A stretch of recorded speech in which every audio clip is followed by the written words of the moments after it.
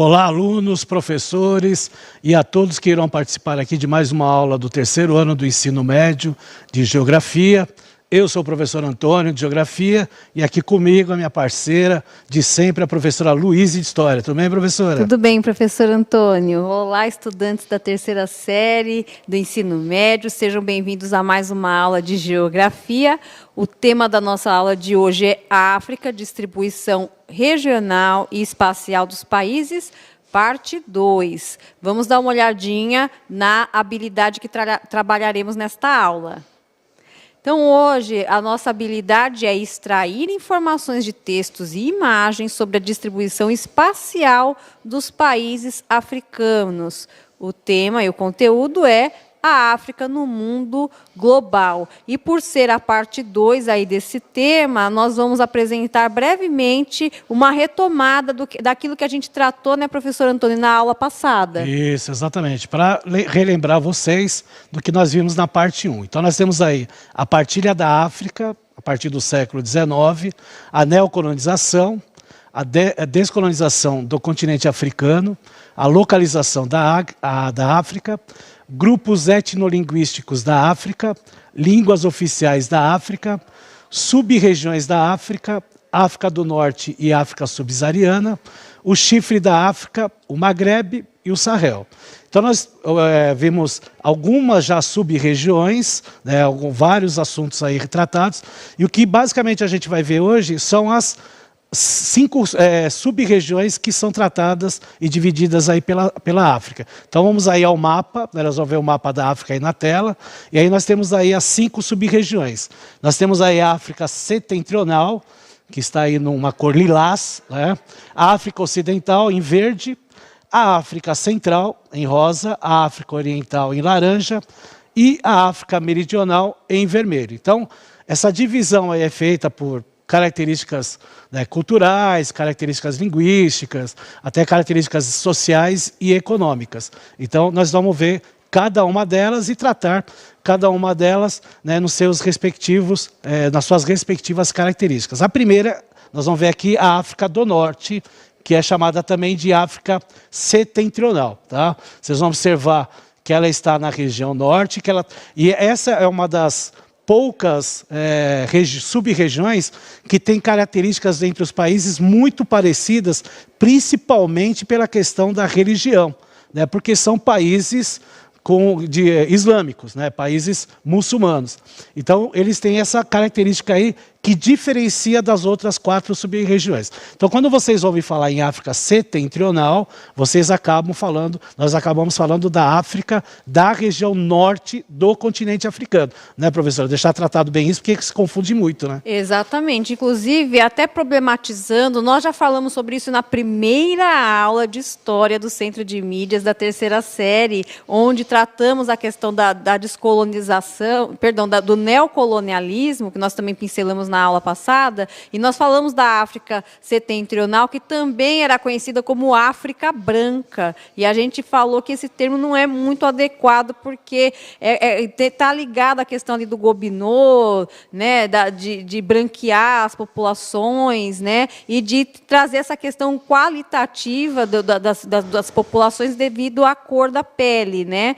Então, por esses países da África serem de cultura islâmica, muito se falou sobre África branca porque eles estão mais próximos da cultura ali do Oriente Médio, mas o termo correto é África setentrional. Exatamente. Então, deixar bem claro isso, porque esse termo de África branca aí já não se utiliza mais por essas questões aí, até de ideologia.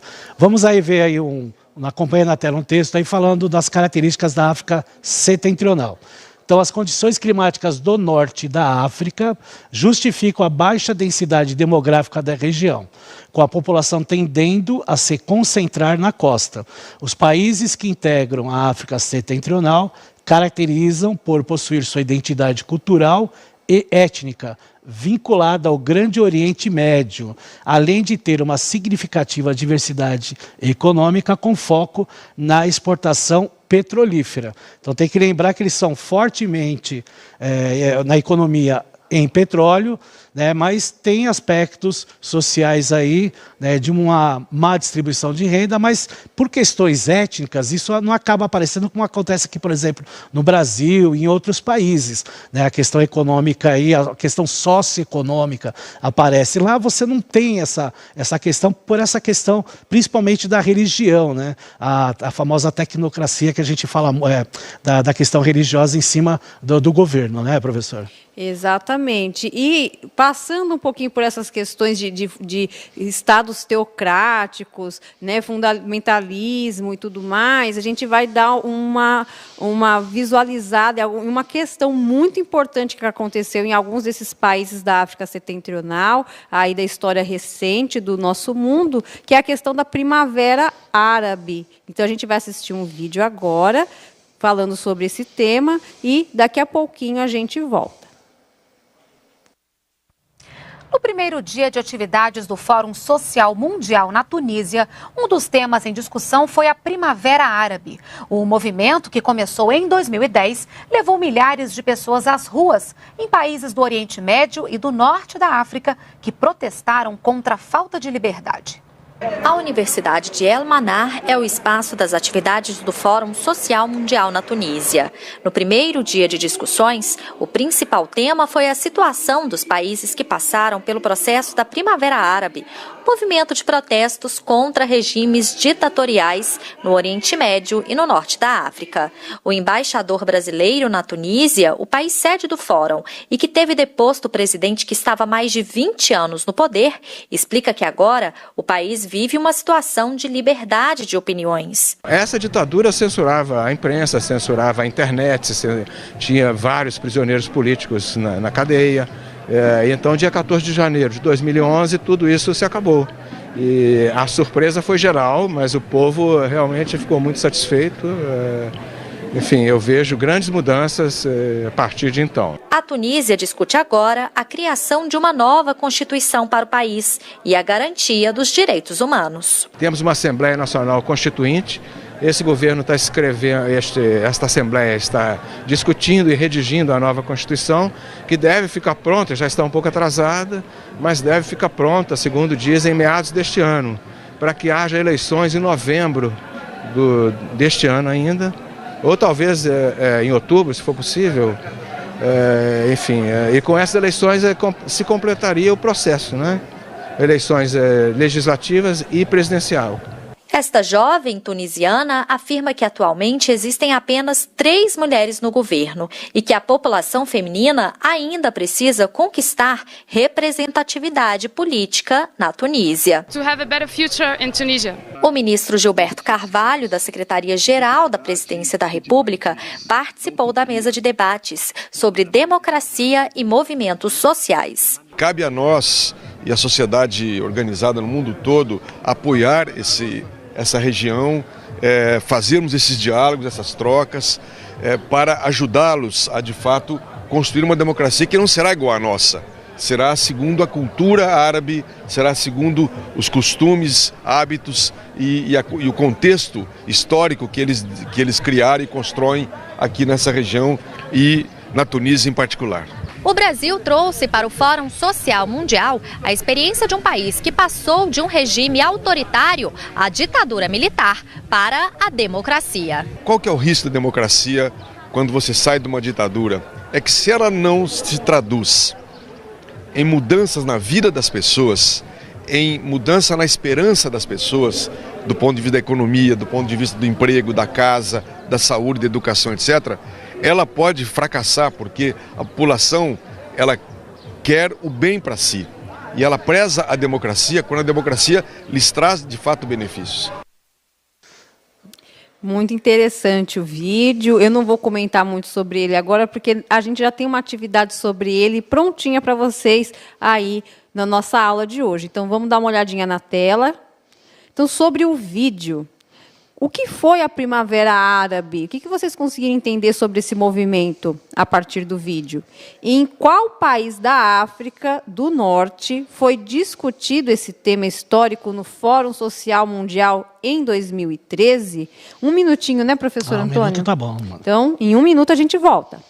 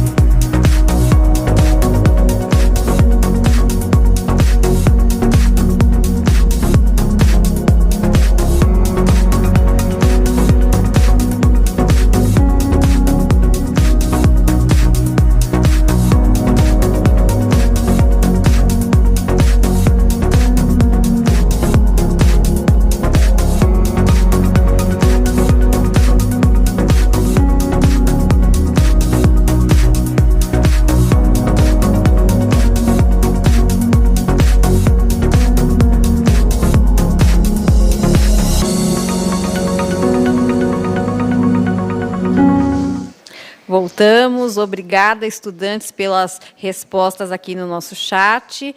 A segunda parte da questão, a grande maioria, o professor Antônio colocou corretamente, que é a Tunísia, né, o local onde este evento, o Fórum Social Mundial, foi sediado em 2013. Agora, sobre o que foi a Primavera Árabe, muitas respostas aí, diversas. A Ana Silva, por exemplo, disse que a Primavera Árabe foi uma série de protestos, foi um protesto. O Roberto Alex disse que foi história. O Rodrigo disse que foi liberdade.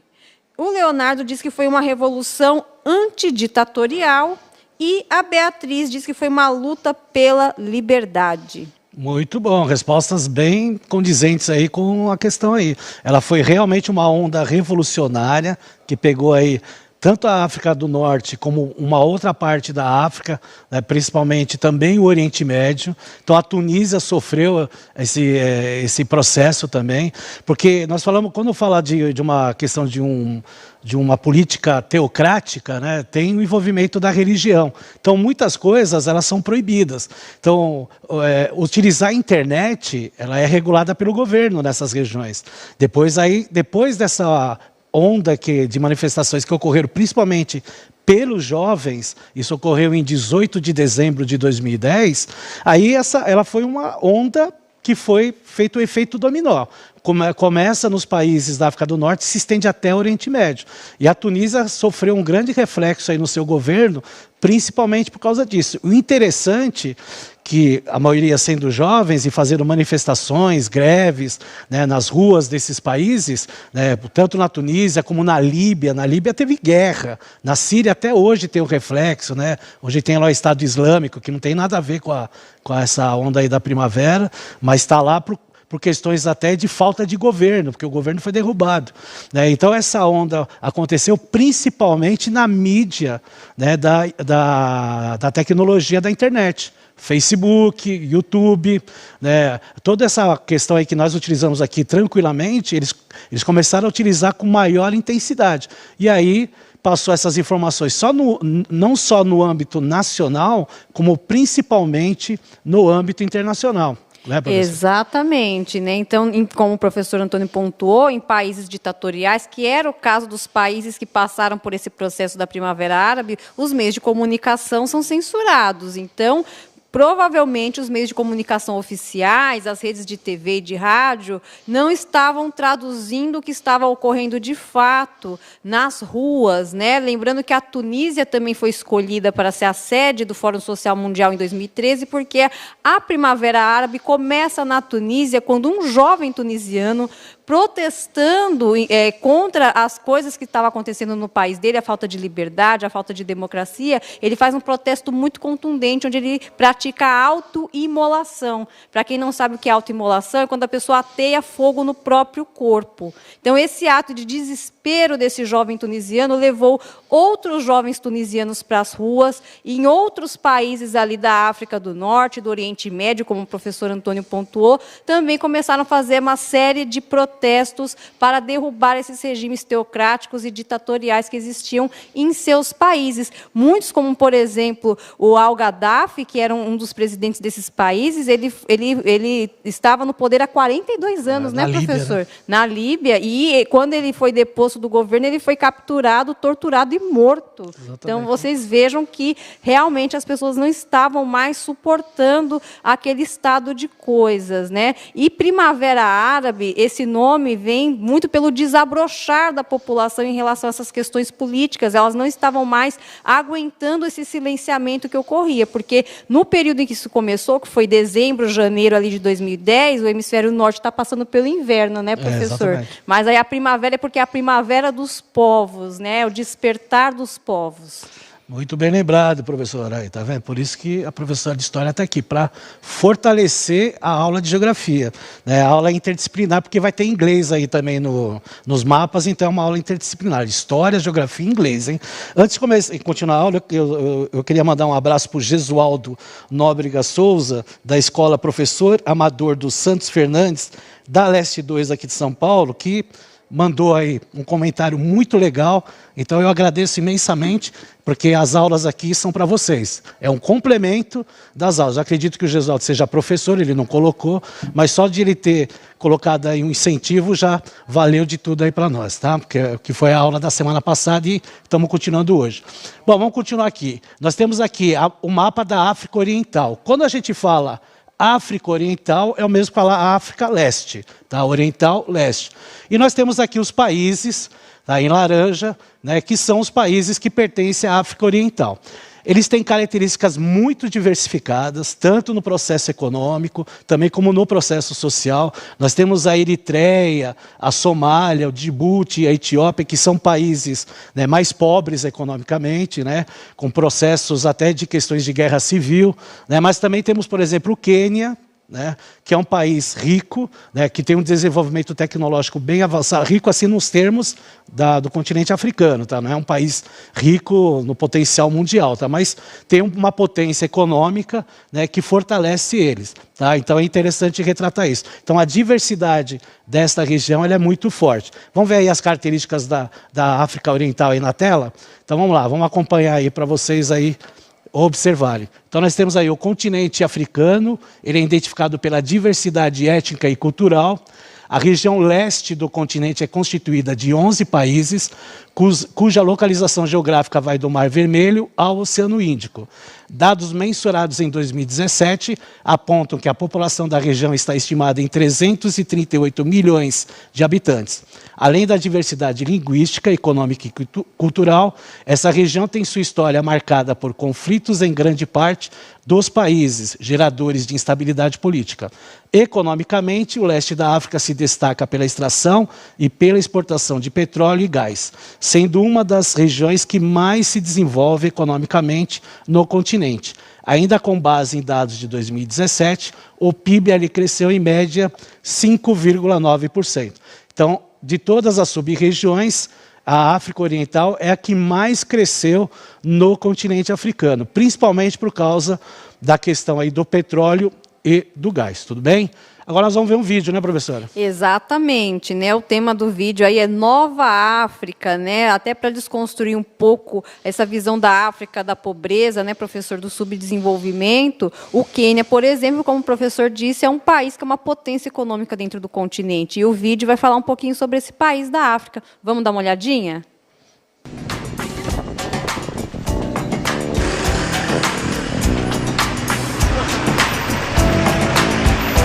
O Quênia, uma empresa que trabalha com tecnologia da informação, desenvolveu um software que está mudando completamente a realidade do continente e de outros 132 países. Pessoas comuns que presenciam situações do dia a dia, traduzem e ajudam a construir mapas informativos com dados importantíssimos a ponto de salvar vidas em locais de conflito ou desastres. Essa plataforma se chama o Shahidi, que na língua nacional do país, o Swahili, significa o testemunho daquele que presenciou um fato. A empresa funciona neste prédio, que reúne várias outras companhias que também trabalham com alta tecnologia em Nairobi, como no Vale do Silício, na Califórnia, onde empresas como a Apple, Google e Facebook se desenvolveram. Aqui, cerca de 300 funcionários se dividem entre diversos projetos e trabalham em diferentes horários, assim, de maneira informal e descontraída, como na maior parte das empresas de tecnologia. O terraço do prédio, com vista para toda a cidade, foi o lugar escolhido para ser o refúgio desses nerds quenianos. Entre um café, uma conversa e muita música, eles lidam com temas bastante sérios e buscam soluções tecnológicas para velhos problemas africanos. Somos uma empresa internacional com presença em todos os continentes. Isso ajuda a tornar nosso software internacional e superarmos barreiras de tempo, geográficas e culturais. O fato de sermos grandes nos torna mais fortes.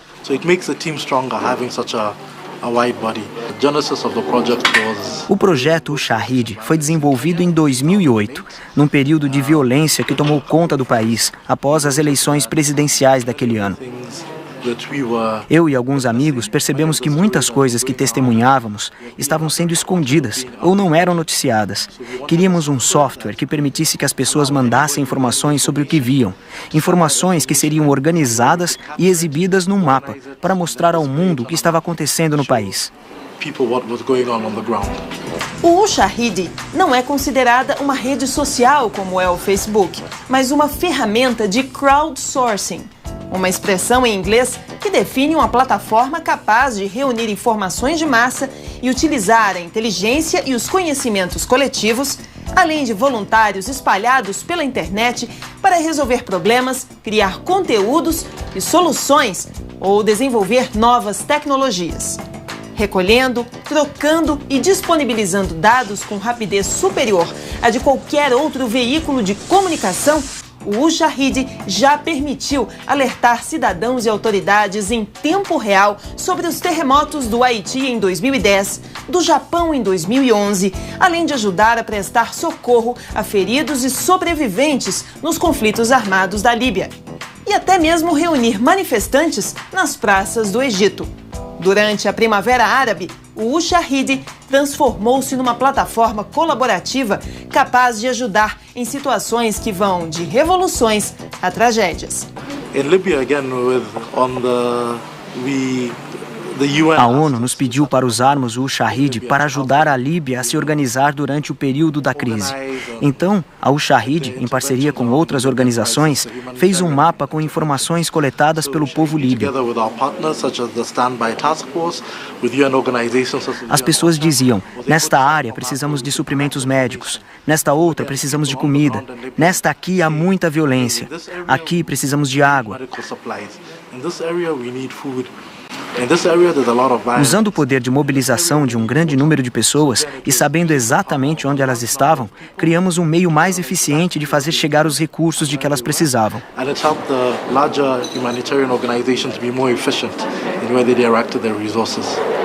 O software queniano já é utilizado por milhares de pessoas em todo o mundo, 45 mil apenas no Quênia. O Ushahidi é uma boa ideia concebida e desenvolvida por técnicos africanos que já conta com a aprovação de internautas de todo o mundo que ajudam a construir essa história de sucesso. Estamos muito satisfeitos com o nosso progresso. Temos 8 plataformas diferentes que já são usadas em 132 países. Produzimos um software global, o que nos deixa muito felizes. Isso ajuda a desenvolver uma nova imagem da África e do que os africanos são capazes de fazer. Somos uma empresa de tecnologia africana e estamos muito orgulhosos do fato de que o software que desenvolvemos é o melhor em sua categoria. O Ushahidi é uma plataforma em constante desenvolvimento. Daudi garante que no futuro o software Ushahidi vai armazenar não apenas informações importantes para quem precisa de socorro, mas também dados que vão alimentar mapas e estatísticas para todos os gostos e momentos. Temos muitos projetos. Estamos procurando fazer mapas de eventos esportivos ou mapas para seguir bandas de música mundo afora. O software pode ser usado para qualquer coisa em que as pessoas estejam interessadas em informações.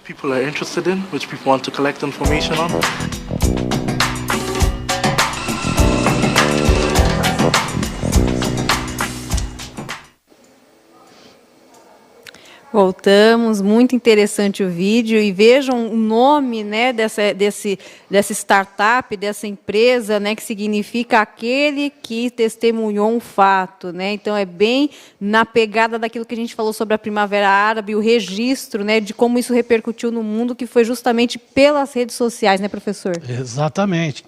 E até aconselho a vocês aí a pesquisarem aí nesse software aí na internet para ver aí, né, esses dados aí que apareceram na região. E a gente está mostrando aqui fatos verdadeiros aí do continente africano, né, que fatos são positivos. Então é um continente extremamente produtivo economicamente, né, apesar de ter muitos conflitos, né, muitos problemas econômicos e sociais, mas também tem o seu lado positivo, que é isso que interessa para nós aqui mostrar para vocês. Vamos agora para a África Meridional, que é a África da região sul, tá? Não, a África do Sul é um país, né, mas África Meridional, o que quer dizer África Sul? Então nós temos aqui vários parceiros comerciais do Brasil, inclusive nós temos aqui a própria África do Sul, que faz parte do BRICS, né, que é o Brasil, Rússia, China, Índia e a própria África do Sul, né? Muitos alunos falam assim, pô, professor, por que tem o S no final? Está aqui, ó, em inglês, South Africa. Né, professor? A África do Sul. Acho que a aula que eles tiveram anterior a essa foi de inglês, se eu não me engano. Então, já está fazendo a emenda aí da interdisciplinaridade, né? South África é a África do Sul. Então, por isso que eu falei, é uma aula interdisciplinar aí de 3 disciplinas aí, né? E aí nós temos também países, né, como Boreal é norte, que se encontram parceiros comerciais importantes do Brasil, como a África do Sul, Angola, Namíbia e Moçambique. Ele só colocou Moçambique aí porque é um parceiro do Brasil, tá? Lembrando que Moçambique está na África Oriental. Essa região, em função da sua localização geográfica, torna-se estratégica, pois liga o Oceano Atlântico e o Índico, possuindo um PIB que representa 1/3 da África subsaariana. Outro dado é a existência da Comunidade de Desenvolvimento do Sul da África, importante órgão de cooperação regional, que nada mais é do que um bloco econômico, né, que faz parte dessa região aí da África e de alguns outros países da África. Quando a gente fala de África do Sul, a gente não pode deixar de falar, né, de um dos grandes representantes deste continente da África e principalmente do país da África do Sul, né, professora? Exatamente, estamos falando de Nelson Mandela. Então, nós assistiremos agora um vídeo que fala um pouquinho sobre ele e sobre o Dia Internacional do Nelson Mandela. Vamos dar uma olhadinha aí no nosso vídeo. From United Nations Television, this is UN in Action.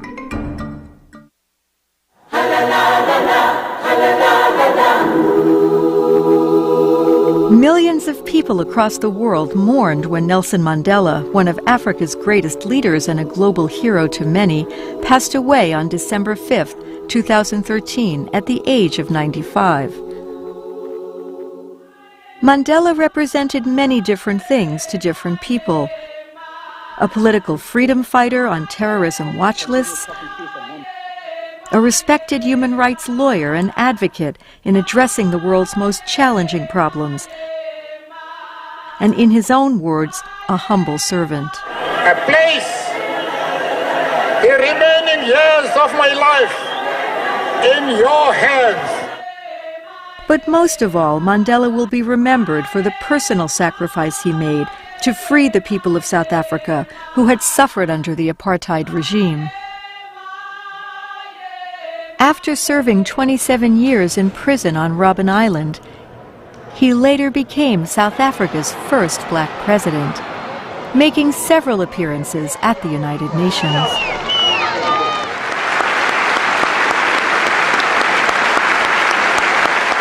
I will continue to entertain the hope that there has emerged a cadre of leaders in my own country and region, on my continent and in the world, which will not allow that any should be denied their freedom as we were, that any should be turned into refugees as we were, that any should be condemned to go hungry as we were, that any should be stripped of their human dignity as we were.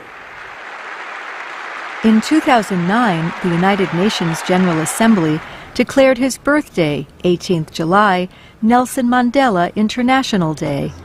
On this day, the Nelson Mandela Foundation and the UN encourage all to contribute 67 minutes of public service, the number of years Mandela dedicated to a life in the service of humanity. During last year's keynote speech, former President of the United States, Bill Clinton, recalled a conversation they had about Mandela's release from Robben Island. You know, Mandela, you're a very great man, but tell me the truth. When you were walking down the road the last time, didn't you hate them again? He said briefly, I did. I'm old enough to tell the truth. He said, I felt hatred and fear.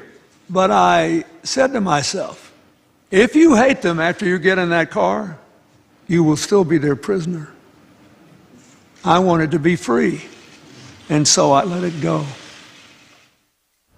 Mandela leaves behind many legacies, including his work to eradicate HIV and AIDS. When he publicly revealed in 2005 the personal tragedy that his son had died of AIDS-related causes, Mandela helped bring a taboo subject in South Africa to the forefront. Still, some 2.5 million people are infected with HIV each year.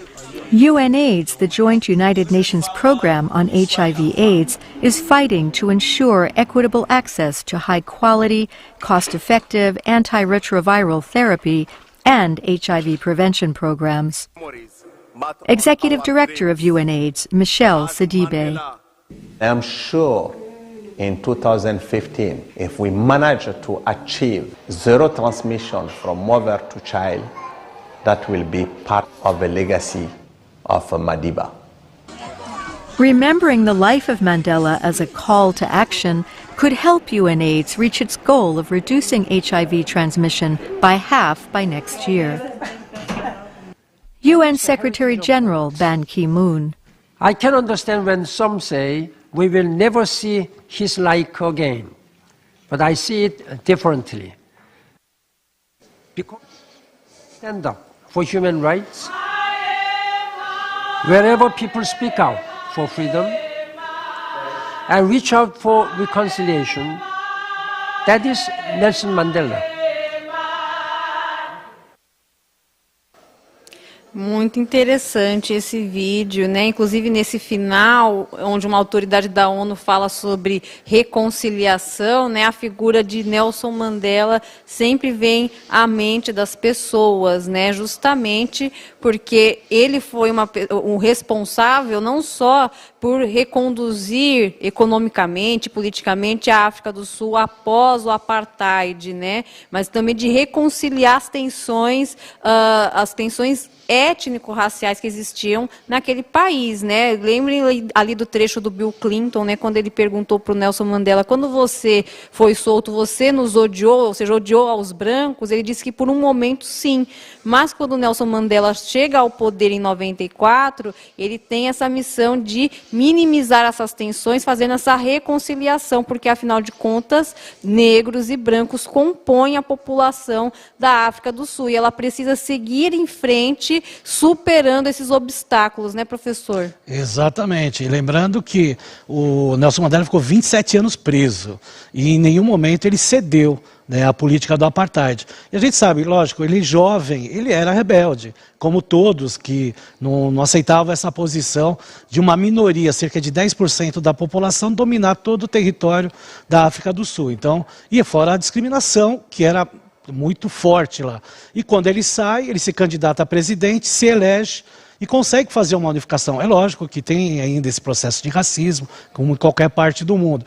Mas é interessante retratar isso, né? E tem até um filme que fala, né? Porque um dos esportes prediletos da África do Sul é o rugby, né? E no rugby só tinham brancos, né, até a hora que começa a ter uma relação, o Nelson Mandela vai lá, cumprimenta o capitão, é muito legal esse filme. E ele mostra essa relação que ele tem. Então, a professora colocou, né, o Bill Clinton perguntou, ele disse, no começo sim, é óbvio, até porque ele era jovem. Mas com o passar do tempo, ele dentro da prisão lendo bastante livros, ele era um estudioso, ele se acalmou, né, parou de se rebelar, saiu da prisão e se tornou presidente, e hoje é um dos símbolos aí das liberdades que nós temos aí no mundo afora, tá ok? Nós vamos agora ver a África Ocidental, que é na parte oeste, né? Então nós temos aqui alguns países, né? E aqui é uma situação de côncavo e convexo, né? Nós temos países com PIBs altos, como é o caso da Nigéria, como temos PIBs extremamente baixos aí, né? Como o caso de Níger, por exemplo, né? A Nigéria, por exemplo, faz parte da OPEP. Organização dos Países Exportadores de Petróleo. Então ele está junto aí com os países árabes, junto com Venezuela, junto com o Equador, comandando, em certa parte, o preço do barril do petróleo. Logicamente que não é como na época da década de 60, na década de 70, mas ainda tem um certo controle, até porque no Oriente Médio ainda tem uma grande quantidade de petróleo.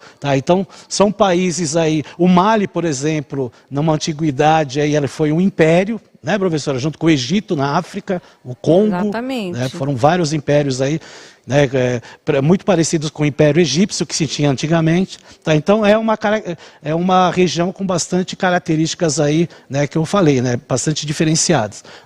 Aí, a África Central, que tem uma característica muito parecida com a região da África Ocidental, tem países que têm uma predominância econômica um pouco melhor, e outros países que têm problemas de economia, principalmente na questão do PIB, que é o caso aí, por exemplo, da região aí do Congo, a República Democrática do Congo, a República Centro-Africana, são países aí com características aí com um potencial menor economicamente.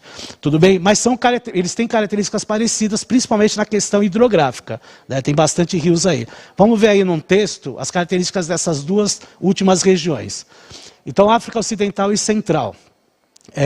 Caracteriza-se por possuir bacias hidrográficas muito importantes para o continente, como também reservas minerais e riqueza agrícola.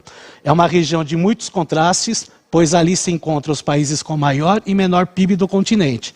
Nela estão organizadas 4 comunidades econômicas, a CEDEAO, a CENSAD, a CAO e a CEEAC, e o franco CFA.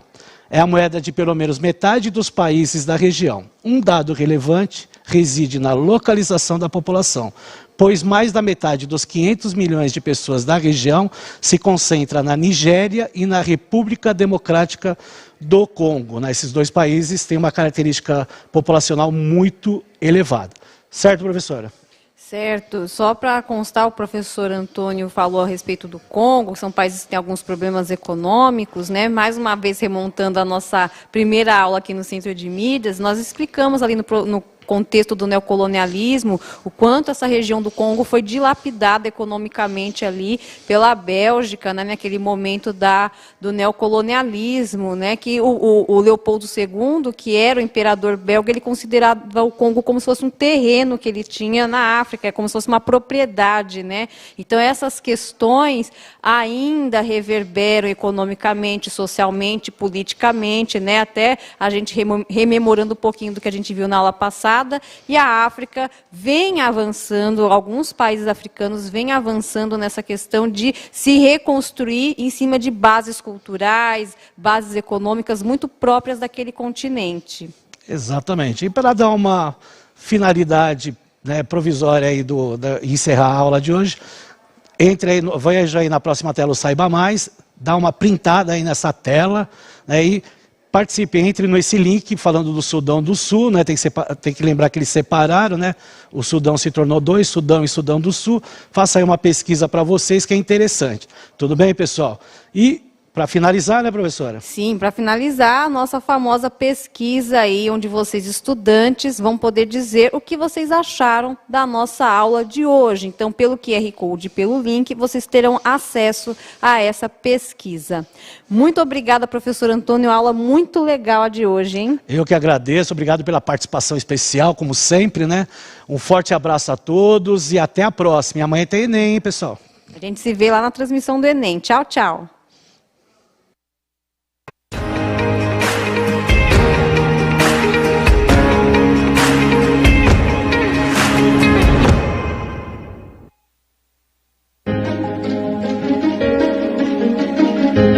A escola pode estar distante, mas as aulas não.